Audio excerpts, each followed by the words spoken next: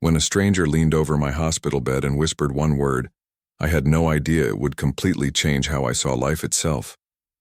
The hospital ceiling had 47 tiles. David knew this because he had counted them 3 times already. Each tile was white with tiny holes, and one in the corner had a small brown stain that looked like a butterfly. He never noticed details like this before.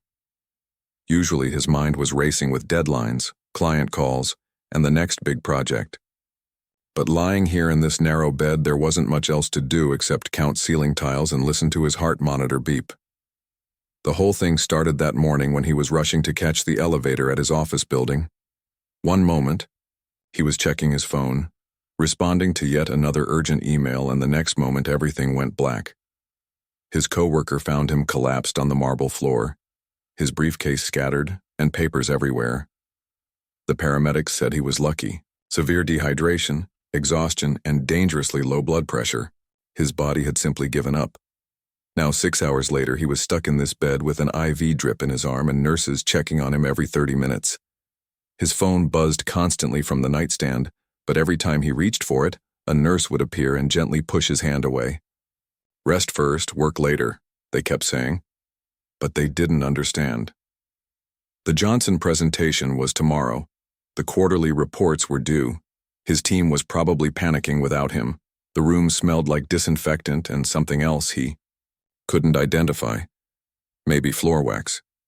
The walls were painted that peculiar shade of green that only existed in hospitals and old schools. There was a small window that looked out onto the parking lot, where he could see people coming and going, living their normal lives while he was trapped here.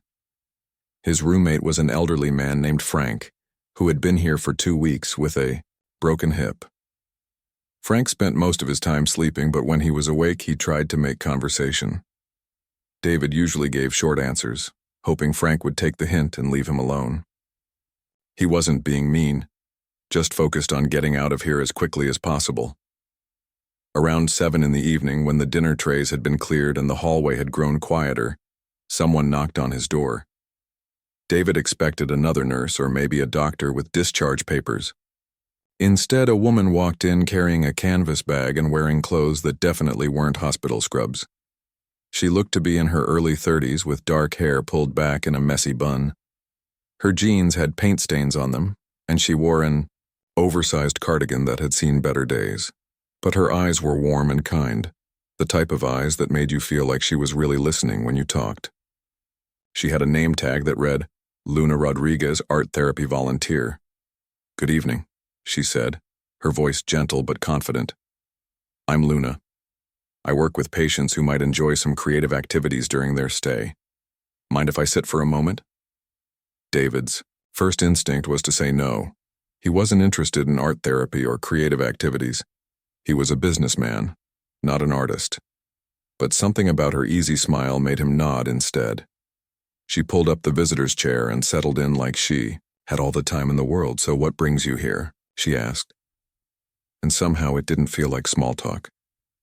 Before he knew it, David was telling her about his work, about the pressure, about how he couldn't remember the last time he had taken a real vacation. Luna listened without judgment, asking questions that made him think deeper about his answers. She didn't offer advice or try to fix anything, she just listened. "Do you know," Luna said after a while, "I used to be a lawyer. Worked 90-hour weeks, lived on coffee and takeout, thought sleep was for people who weren't committed enough." She smiled, but there was something sad in her expression. "I ended up in a place just like this about 3 years ago. Same story, different person." "What happened?" David found himself asking, genuinely curious for the first time in months. "I learned to stay," she said simply. "Not just in the hospital, but in my own life. I was always rushing toward the next thing, the next case, the next promotion. I forgot how to be present for what was happening right now." They talked for nearly 2 hours. Luna told him about her journey from high-stress law to art therapy. David shared stories he hadn't thought about in years, like how he used to draw as a kid, or how he once wanted to travel the world. Somehow talking to this stranger felt easier than talking to people he had known for years. The conversation flowed naturally, jumping from childhood memories to work stress to dreams they had forgotten. Luna had this way of making even ordinary things seem interesting. She noticed details he missed, like how the evening light changed the color of the walls, or how the sound of footsteps in the hallway created different rhythms depending on whether it was a nurse, doctor, or visitor. When the announcement came over the intercom that visiting hours were ending, David felt genuinely disappointed. He couldn't remember the last time he had enjoyed talking to someone this much. Usually, conversations felt like tasks to complete or obstacles to his real work. Luna began gathering her art supplies, placing them carefully back in her canvas bag. She stood up slowly, smoothing down her cardigan. David expected her to say goodbye and leave like everyone else did. Instead, she paused at the foot of his bed. Then something unexpected happened. Luna walked around to the side of his bed where the monitors were beeping softly. She leaned over slightly, just enough that he could see the paint stain on her sleeve and smell the faint scent of her lavender shampoo. Her smile became bolder, more confident, like she was about to share a secret that could change everything. Looking directly into his eyes, she said just one word: "Stay." Then she was gone, leaving David staring at the empty doorway, completely confused. Stay? Stay where? In the hospital? But the doctors would probably discharge him tomorrow. Stay in bed? That didn't make sense either. Stay calm? Stay positive? As the minutes ticked by and the hospital grew quieter around him, David couldn't stop thinking about that single word. There was something in the way Luna had said it, something important that he was missing. It wasn't a request or a command. It felt more like a gift, though he couldn't understand what kind of gift a simple word could be. The heart monitor continued its steady beeping. Frank snored softly in the next bed, and somewhere down the hall a phone was ringing. But David barely heard any of it. His mind kept returning to Luna's face, her gentle smile, and that mysterious word that somehow felt like it contained the answer to a question he didn't even know he was asking. That night, sleep wouldn't come. David lay in the narrow hospital bed, staring at those same ceiling tiles while Frank snored peacefully in the bed next to him. The word kept echoing in his mind like a song stuck on repeat. Stay. Such a simple word. Yet it felt like Luna had handed him a puzzle with missing pieces. He shifted uncomfortably, the IV tube tugging at his arm.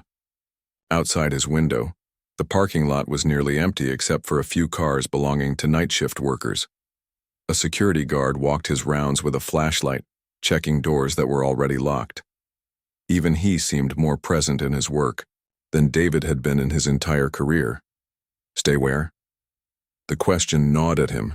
He would probably be discharged tomorrow morning anyway. The doctors had already said his test results were improving. His blood pressure was back to normal and the IV fluids had done their job. So Luna couldn't have meant stay in the hospital. Maybe she meant stay calm. But that seemed too obvious for someone like Luna, who spoke in layers and noticed things other people missed. There was something deeper in her eyes when she said it, something that suggested she understood a truth he was still blind to. As the hours crawled by, David's mind began wandering to places it hadn't visited in years. He remembered being 8 years old, sitting in his backyard after his parents had another one of their loud arguments. His mother had been crying in the kitchen while his father slammed doors upstairs. Young David had wanted to run away, to disappear somewhere his parents' problems couldn't touch him. But his grandmother, who was visiting that week, had found him hiding behind the garden shed. Sometimes, she had said, sitting down beside him on the grass, the hardest thing to do is stay right where you are, even when everything inside you wants to run. He hadn't understood what she meant then. But lying here in this hospital bed, her words suddenly made sense in a way that hurt to acknowledge. When had he started running? Maybe it was in college, when he buried himself in studies to avoid dealing with his parents' divorce. Or maybe it was his first job, when working late became his excuse for not going to social events where people might ask personal questions. Somewhere along the way, staying busy had become his way of avoiding everything that mattered. He thought about his ex-girlfriend, Rachel. They had dated for 2 years, and she had loved him in a way that should have made him happy. But whenever she talked about the future, about moving in together or meeting each other's families, David would suddenly remember an urgent project or a business trip he needed to take. He never actually said no to her ideas. He just kept himself so busy that there was never time to say yes. The breakup had been predictable. "You're never really here," Rachel had told him during their last conversation. "Even when you're sitting right next to me, your mind is somewhere else. I feel like I'm dating a ghost." At the time, he had thought she was being dramatic. Now, he wondered if she had been trying to tell him the same thing Luna was trying to tell him. Stay. Be present. Stop running from your own life. The revelation hit him like cold water. He hadn't collapsed from exhaustion yesterday. He had collapsed from years of avoiding himself. All that running, all that busyness, all those important meetings and deadlines, they weren't signs of success. They were symptoms of someone who was afraid to sit still long enough to figure out what he actually wanted from life. Frank stirred in the next bed, mumbling something in his sleep about someone named Rose. Even in his dreams, the old man seemed more connected to his feelings than David had been while awake for the past decade. When morning came, David felt like he had been through a washing machine. His eyes were gritty from lack of sleep, but his mind was clearer than it had been in months. The breakfast tray arrived with lukewarm scrambled eggs and coffee that tasted like it had been made yesterday. But he ate slowly instead of rushing, through it like he usually did. Around 10 o'clock, Luna returned. She knocked softly and peeked her head around the door. "Mind if I come in? I brought some art supplies in case you're feeling creative today." David's heart did a small flip when he saw her. She was wearing different clothes, a flowing skirt and a soft blue sweater, but she carried the same canvas bag and had the same warm smile. This time, though, David noticed things about her he had missed the night before. The small scar on her chin that looked like it had a story behind it. The way she moved carefully, like someone who had learned not to rush through life. The calluses on her fingers from years of working with her hands. "I couldn't sleep last night," David admitted as she settled into the visitor's chair. "I kept thinking about what you said." Luna's eyes crinkled with understanding. The word stay has a way of doing that to people. It seems simple until you really think about it. "I'm not sure I understand what you meant," David said, feeling vulnerable in a way that was both uncomfortable and oddly refreshing. Luna reached into her bag and pulled out a small watercolor set and some paper. "Maybe we can figure it out together. Sometimes our hands understand things before our minds do." She set up a makeshift art station on his bedside table, arranging the paints and brushes with the same care a chef might use preparing ingredients. "I'm not an artist," David protested. "I haven't painted anything since elementary school." "Perfect," Luna said with a grin. "That means you haven't learned to doubt yourself yet. Here's what I want you to do. Close your eyes and think about the last time you felt completely present. Not worried about tomorrow, not replaying yesterday, just fully in the moment." David closed his eyes and tried to remember. It was harder than it should have been. His mind kept jumping to work achievements or vacation photos, but those memories felt hollow, like he had been performing happiness rather than experiencing it. Then, suddenly, he remembered. He was 12 years old, fishing with his grandfather, at a small lake up north. They hadn't caught anything all morning, but his grandfather didn't seem to care. They sat on the dock in comfortable silence, watching the water and listening to the birds. David remembered feeling like time had stopped, like there was nowhere else in the world he needed to be. "I think I found something," he said quietly, opening his eyes. "Good," Luna said, handing him a brush. "Now paint that feeling. Don't worry about making it look like anything. Just let the colors show what that moment felt like." David dipped the brush in blue paint, then hesitated. "What if it looks terrible?" "Then it looks terrible," Luna said simply. "But it will be honestly terrible, which is better than being perfectly fake." Something about her words gave him permission to stop worrying. He touched the brush to paper and began to paint. The blue became water, then sky, then something that wasn't either but felt like both. He added green for the trees he remembered and yellow for the warmth of the sun on his face. As he painted, Luna told him her own story. 3 years ago, I was working at a law firm downtown. 80-hour weeks, partnership track, corner office with a view. I thought I was living the dream. She mixed some purple paint on a separate palette, creating something that looked like Twilight. But I was so busy climbing the ladder that I forgot to notice whether I actually wanted to be at the top. What happened? David asked, adding more yellow to his painting without really thinking about it. My body made the decision for me just like yours did. I collapsed during a deposition. Spent 3 days here actually in a room just down the hall. Luna's voice grew softer.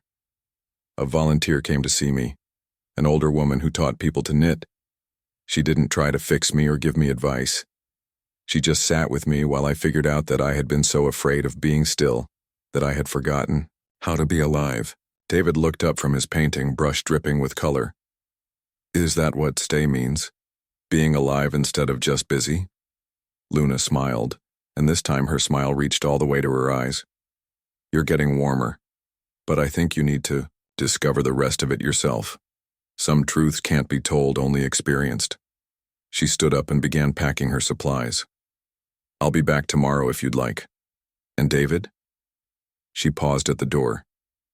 That painting is beautiful, not because it looks like anything in particular, but because it's honest. That's what staying looks like. Being honest about where you are instead of pretending to be somewhere else.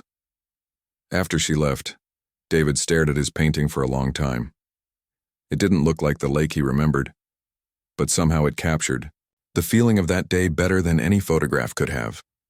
For the first time in years, he had created something that came from inside him, instead of outside pressure. That afternoon, instead of asking the nurses for his phone, David found himself watching the world outside his window. He saw a mother teaching her toddler to walk in the parking lot, holding his tiny hands as he took wobbly steps between the cars. He watched an elderly couple sitting on a bench, sharing a sandwich and talking quietly. He noticed how the afternoon light changed the color of everything it touched. These weren't important observations. They wouldn't help his career or solve any problems. But watching these small moments of human connection made him feel something he had almost forgotten existed, a sense of being part of something larger than his own ambitions. Maybe this was what Luna meant by staying. Not staying in one place, but staying present for his own life instead of always rushing toward the next achievement. The next morning, David made a decision that would have seemed impossible just 2 days earlier. When the nurse brought his phone with his breakfast tray, he looked at it for a long moment, then asked her to put it back in the drawer. I'm not ready for it yet, he said, surprising himself with how calm he felt about the choice. The nurse, a kind woman named Patricia, who had been taking care of him since his arrival, raised her eyebrows. Most patients are begging for their phones by now. You sure about this? I'm experimenting, David said, which was the most honest answer he could give. Without the constant buzzing of notifications and the urge to check emails, David discovered that time moved differently. Instead of the frantic rushing that usually filled his days, hours stretched out like lazy afternoons in childhood. He found himself noticing things he had been too busy to see before. The morning light that crept across his room moved like water, starting pale and cool near the window and gradually warming to golden as it reached his bed. The sounds of the hospital became a kind of music, the soft squeak of sneakers on linoleum, the gentle beeping of monitors, the distant hum of conversations at the nurse's station. Even Frank's breathing had a rhythm that was oddly comforting. Around 10 o'clock, Frank woke up more alert than usual. You're looking different today, the old man observed, adjusting his glasses to get a better look at David. Calmer somehow. I'm trying something new, David said. I'm trying to stay. Frank's weathered face broke into a knowing smile. Ah, you're learning the secret. Took me 70 years to figure it out myself. He shifted in his bed, wincing slightly from his healing hip. You know what the funny thing is? I spent most of my life thinking that staying was the boring choice. Always wanted to be somewhere else, doing something more exciting. What changed? David asked, genuinely curious about this man he had barely noticed before. My wife got sick, Frank said simply. Cancer. The doctors gave her 6 months, and suddenly I realized I had wasted decades wishing I was somewhere else instead of appreciating where I was. Those last 6 months with Rose were the most present I had ever been in my entire life. Frank's eyes grew distant but not sad. Every morning I would make her coffee and really watch her drink it. I would listen to her stories like I was hearing them for the first time, even though she had told some of them 100 times before. We would sit on our back porch and just exist together, not trying to fix anything or change anything, just being alive in the same moment. David felt something shift in his chest, a warmth that had nothing to do with the hospital's heating system. That sounds beautiful. It was, Frank nodded. And you know what the strangest part was? Those 6 months felt longer and fuller than the previous 6 years combined. When you really pay attention to life, there's so much more of it than you two realize. Their conversation was interrupted by a soft knock on the door. Luna appeared, carrying her now familiar canvas bag and wearing a sundress that made her look like she had stepped out of a painting herself. "Good morning, gentlemen. Mind if I join you?" David's heart did that small flip again, but this time, he didn't try to ignore it. Instead, he noticed it, acknowledged it, and let himself feel pleased to see her. "We were just talking about staying present," he said. "Ah, Frank," Luna said with genuine fondness. "You're one of my best teachers when it comes to that subject. How are you feeling today?" "Like an old man who's finally learned something worth knowing," Frank replied with a chuckle. "This young fellow here is starting to figure it out too." Luna pulled out her art supplies and set them up on the bedside table again. Today she had brought more colors and different types of brushes. "I thought we might try something a little different today," she said to David. "Instead of painting a memory, how about painting this moment? Paint what it feels like to be right, here, right now." David picked up a brush, feeling more confident than he had the day before. "What does right now look like?" "That's for you to discover," Luna said. "But I'll paint with you. Sometimes it's easier to explore when you're not doing it alone." They painted in comfortable silence for a while. David found himself mixing colors he had never tried before. A soft green that reminded him of Frank's hospital gown, a warm brown that captured the feeling of morning coffee, a gentle blue that somehow represented the quiet peace he was discovering in stillness. As he painted, David became aware of his own breathing, of the way his hand moved across the paper, of the slight scratch of the brush against the rough texture. These were tiny details, but paying attention to them felt like a form of meditation. "I used to think art was frivolous," David said after a while. "Something people did when they had extra time." Luna looked up from her own painting, which appeared to be an abstract swirl of purples and golds. "What do you think now?" "I think maybe I had it backwards," David said slowly. "Maybe art isn't what you do with extra time. Maybe it's how you learn to really experience time in the first place." Frank, who had been watching them paint from his bed, clapped his hands together softly. "Now you're getting it, son. Art, conversation, sitting still, they're all ways of practicing being alive." As the morning progressed, David found himself entering a state he had never experienced before. His mind wasn't racing ahead to the next task or replaying past mistakes. He was simply here, in this room, with these people, creating something with his hands while his heart felt strangely full. Luna began telling them about her work at the community center where she volunteered. "I teach art classes for people who think they're not creative," she said, adding a streak of silver to her painting. "The most rewarding part isn't when someone creates something beautiful. It's when they realize they've been fully present for an entire hour without trying." "How do you mean?" David asked. "Well, think about what just happened," Luna said. "For the past hour, were you worried about work? Were you planning your next move or rehashing old conversations?" David paused, brush halfway to the paper. She was right. For the first time in years, maybe decades, his mind had been completely quiet. Not empty, but quiet in the way a forest is quiet. Full of life, but peaceful. "I wasn't thinking about anything except the painting," he realized.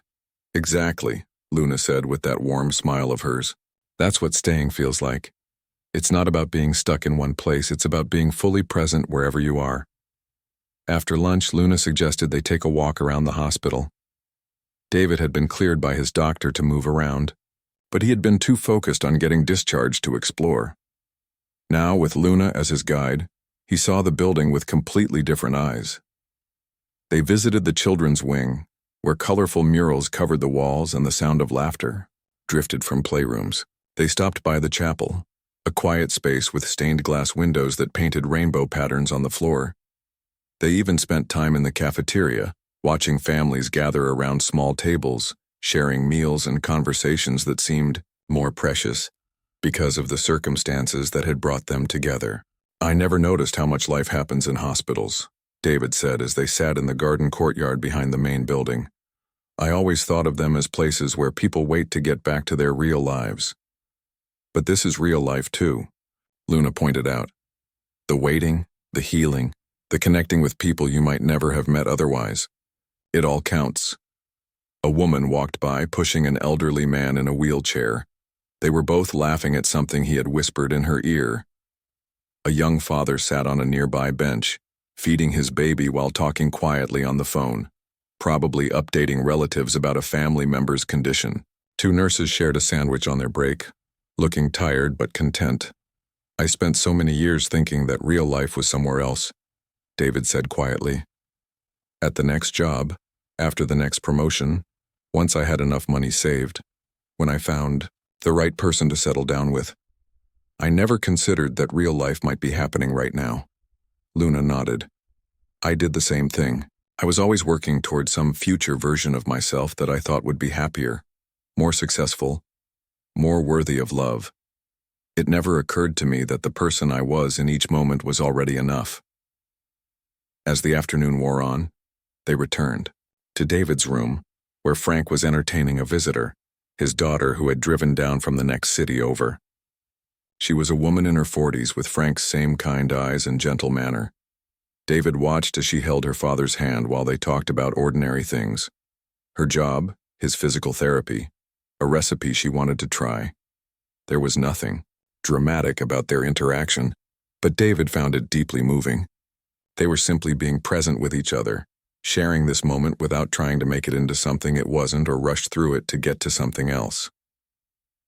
"That's what I want," David said quietly to Luna, as they sat in the visitors' area, down the hall giving Frank and his daughter some privacy. "What do you want?" Luna asked. "I want to be able to sit with someone I care about and just be there with them, not thinking about my phone or my next meeting or whether I'm being productive enough, just being present for another person." Luna's eyes sparkled with something that might have been pride. "You know what the beautiful thing about that wish is?" "What?" "You're already doing it," she said softly. "Right now with me in this." The morning of David's discharge felt like waking up from a beautiful dream he wasn't ready to leave behind. Dr. Williams had given him the all clear after reviewing his latest test results. His blood pressure was stable, his hydration levels were normal, and there was no medical reason to keep him any longer. Yet as he sat on the edge of his hospital bed, watching the nurses prepare his discharge papers, David felt a familiar panic rising in his chest. "You're going to be fine," Patricia assured him as she removed his IV. "Just remember to take it easy for the next few weeks. No jumping back into those 80-hour work weeks right away." David nodded, but his mind was already racing. What would happen when he returned to his apartment? To his office? To the life that had driven him to collapse just 4 days ago? Here in the hospital, staying present had felt natural, almost easy. But out there, in the real world with its deadlines and demands, would he remember what Luna had taught him? Frank was being helped into a wheelchair for his own trip to physical therapy. "Don't look so scared, son," the old man said with a knowing smile. "The world hasn't changed while you've been in here, but you have. Trust that." Around 10 o'clock, Luna appeared in the doorway carrying a small wrapped package along with her usual canvas bag. She looked different somehow. Maybe it was the way the morning light hit her face, or maybe it was David seeing her through eyes that had learned to really notice things. "I hear someone's breaking out of this place today," she said, though her smile seemed a little sad around the edges. "I'm not sure I'm ready," David admitted. "What if I forget everything I've learned here? What if I go back to being the person I was before?" Luna sat down in the visitor's chair one last time and placed the wrapped package on his bedside table. "Can I tell you something? The day I was discharged from this hospital 3 years ago, I was terrified. I thought the peace I had found here was like a bubble that would pop the moment I stepped outside." "What happened?" David asked, though he was almost afraid to hear the answer. "I went back to my apartment and immediately felt overwhelmed.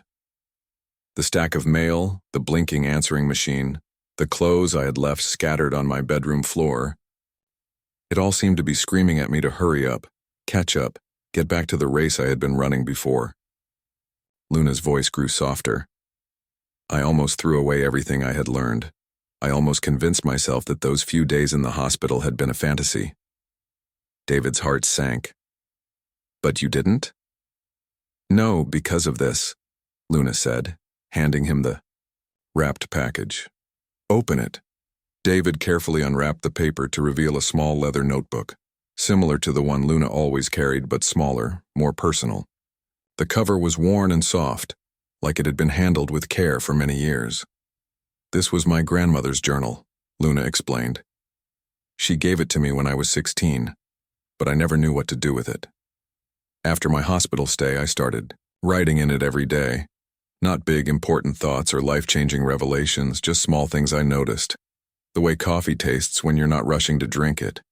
How different music sounds when you're really listening. The feeling of rain on your skin when you're not hurrying to get out of it."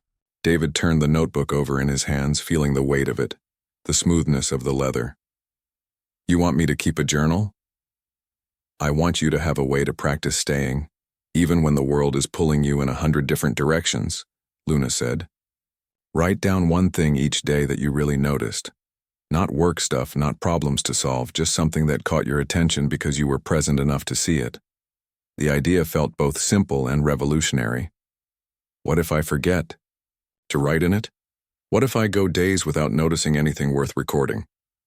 "Then you write that down too," Luna said with a gentle laugh. "Some days the most honest thing you can write is, 'I was too distracted to see anything beautiful today.'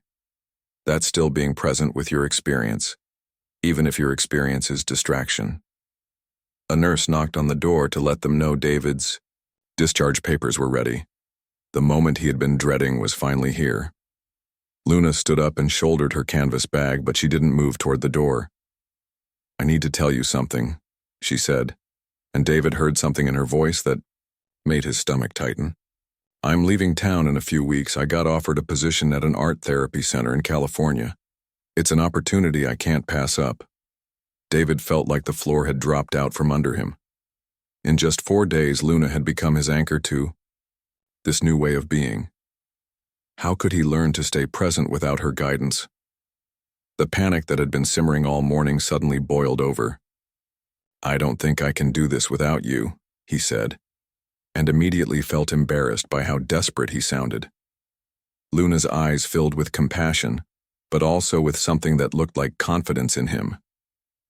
"David, everything you've learned, these past few days came from inside you. I didn't teach you how to be present, I just helped you remember what you already knew. That ability doesn't disappear when I leave." She reached into her bag and pulled out a business card for the community art center where she volunteered. "I teach classes here on Wednesday evenings. Nothing formal, just a group of people who are learning to slow down and create something with their hands.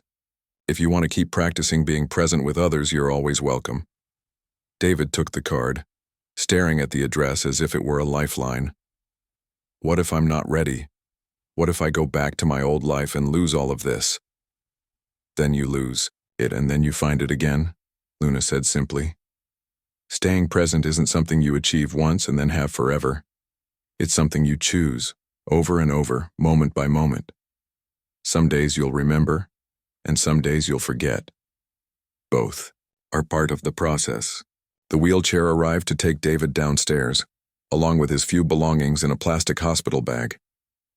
As they prepared to leave the room, David took one last look around. The ceiling tiles he had counted, the window that had shown him so many small moments of human connection, the chair where Luna had sat and changed his understanding of what it meant to be alive. "Thank you," he said to Luna, though the words felt inadequate for what she had given him. "Thank you," she replied. Teaching you helped me remember why I do this work. Sometimes the teacher learns as much as the student.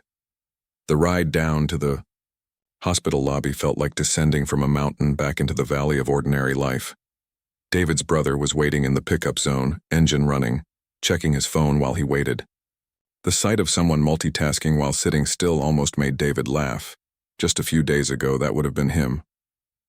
Finally, his brother said as David climbed into the passenger seat. I was starting to think they were going to keep you forever. You look different, though. Calmer, maybe? As they drove through the city toward David's apartment, he tried to see the familiar streets through his newly awakened eyes. The coffee shop where he used to grab breakfast while checking emails. The intersection where he had spent countless minutes impatiently waiting for lights to change. The office building where he had worked late into the night, believing that productivity was the same thing as purpose. You're quiet, his brother observed. Everything okay? The doctor said you were fine, but you seem different. I am different, David said, surprised by his own certainty. I don't know if it's good different or scary different yet, but I'm definitely not the same person who collapsed in that elevator. His apartment building loomed ahead, and David felt his chest tighten again. In a few minutes he would be alone with his old life, with all the pressures and habits that had driven him to exhaustion. Luna's notebook felt warm in his pocket, but would it be enough to help him remember what he had learned? As they pulled into the parking garage, David made a decision. He pulled out the notebook and wrote his first entry right there in his brother's car.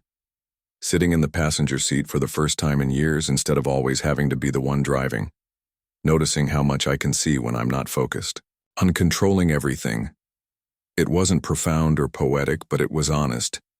It was present. It was a small act of staying, even as everything around him tried to pull him back into the rush of his former life. His brother helped carry his things.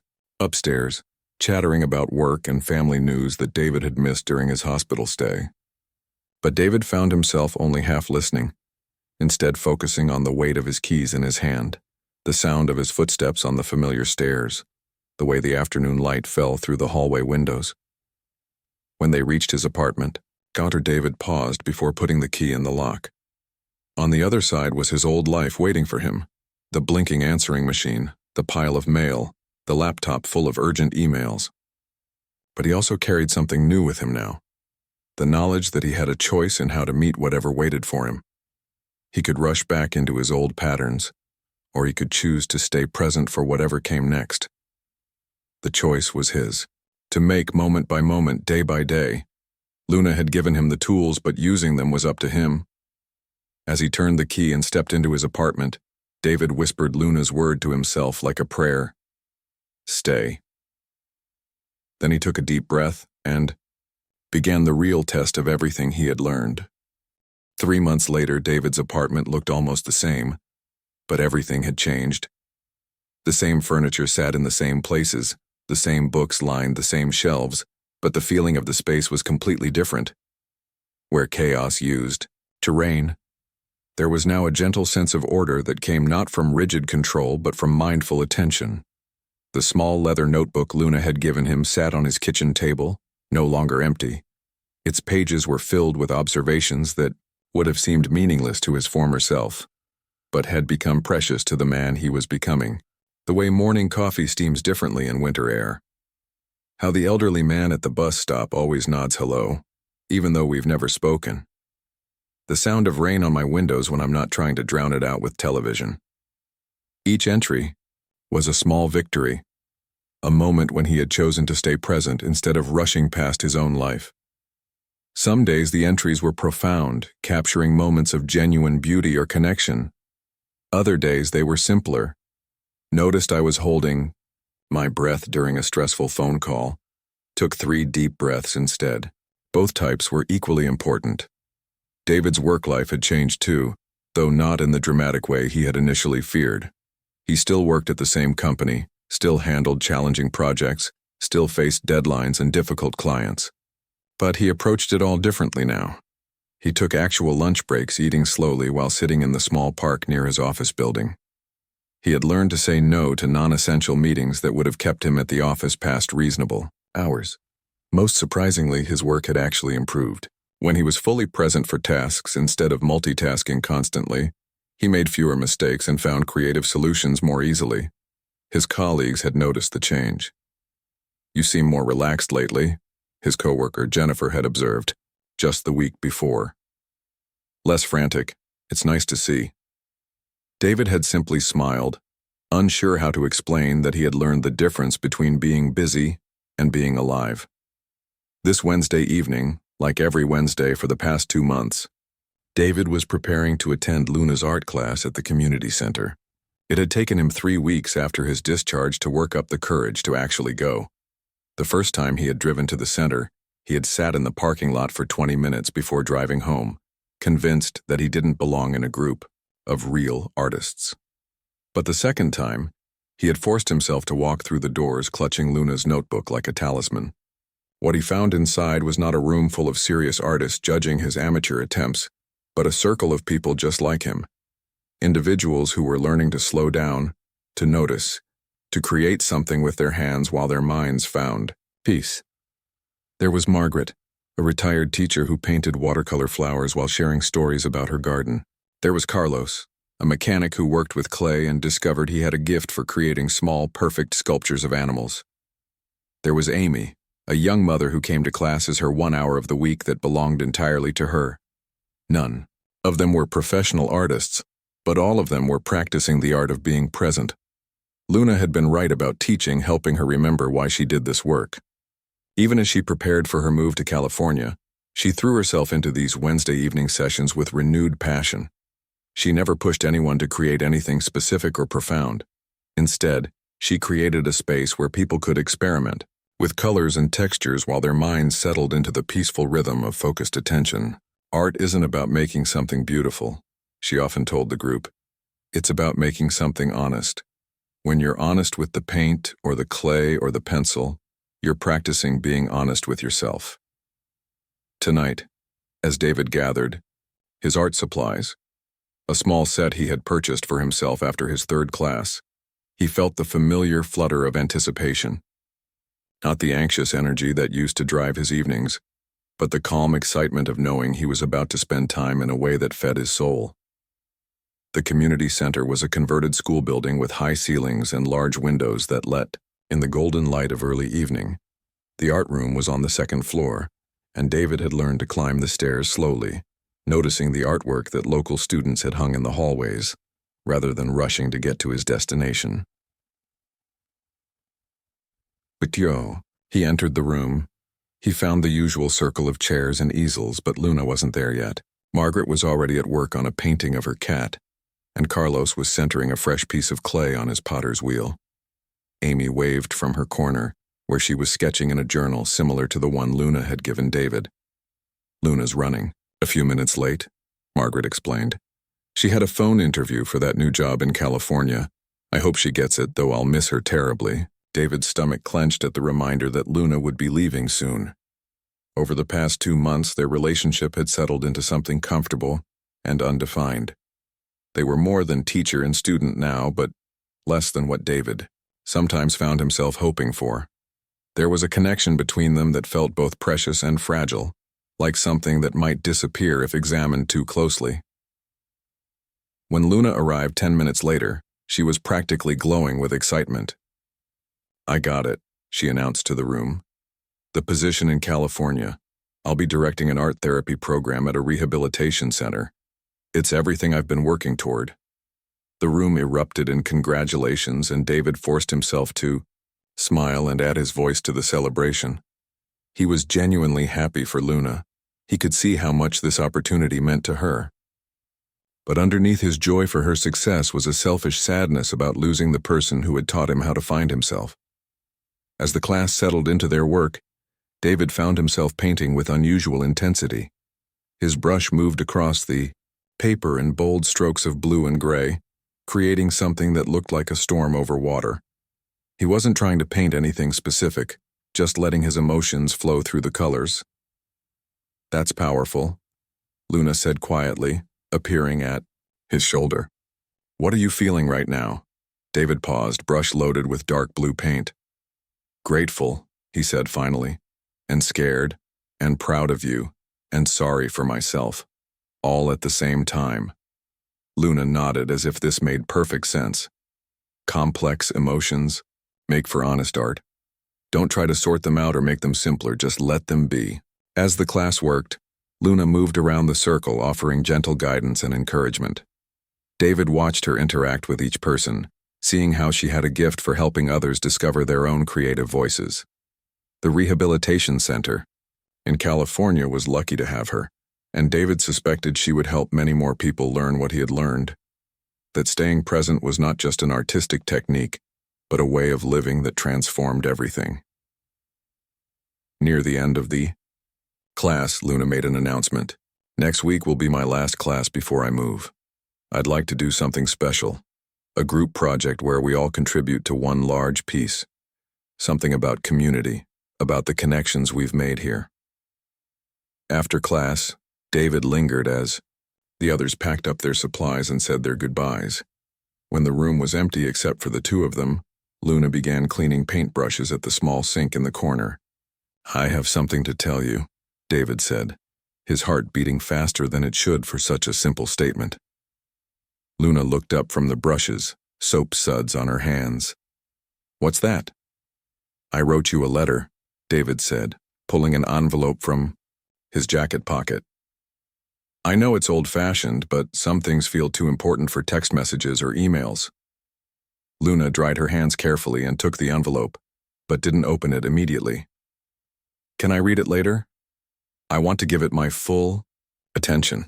David nodded, understanding completely. That was one of the things he had learned from Luna.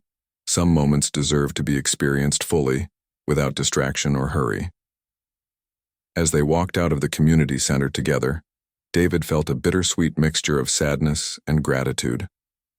In 6 months, his life had been completely transformed by a woman who had leaned over his hospital bed and said one simple word. Now she was moving on to help others discover what he had discovered, and he was ready to continue the journey on his own.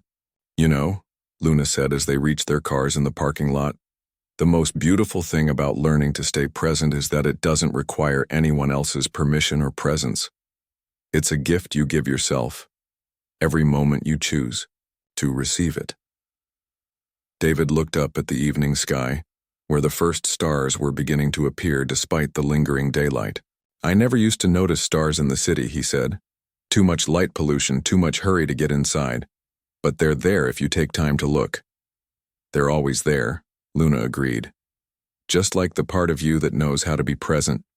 I didn't give that to you, David. I just helped you remember it was there. A month later, David stood in his apartment reading a postcard from California. Luna's familiar handwriting covered the small space with updates about her new job, her new city, her new life. But the message that meant the most was the last line. I hope you're still practicing staying. The world needs more people who know how to be present.